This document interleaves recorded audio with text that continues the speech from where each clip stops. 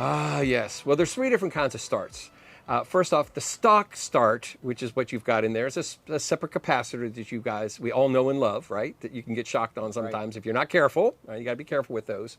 And that has a fair amount of what we call inrush current.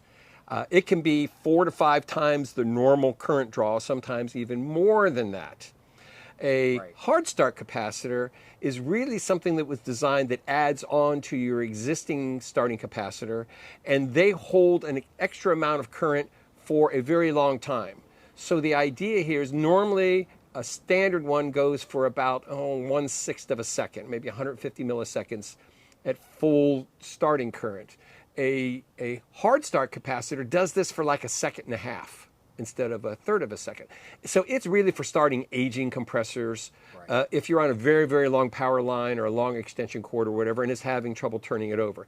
A SoftStart does the opposite of that. What it does is instead of having 50 or 60 or 80 amps of inrush current, which can trip breakers or trip generators, what it does is it kind of like ramps it up slowly. When I say slowly, 300 milliseconds. So it takes a third of a second to start it up, but it can reduce that starting surge, that inrush surge, by 50% or more. So instead of drawing 50 amps when it starts up, which makes the lights blink and the generator shut down, it'll maybe draw 20 or 30 amps. And it works remarkably well.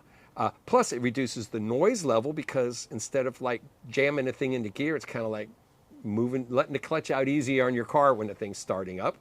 And it looks like it probably will increase longevity of the compressor because the thing's not banging itself to death every time it comes on. You know, it could come on 5 or 6 or 10 times an hour, depending on where you are.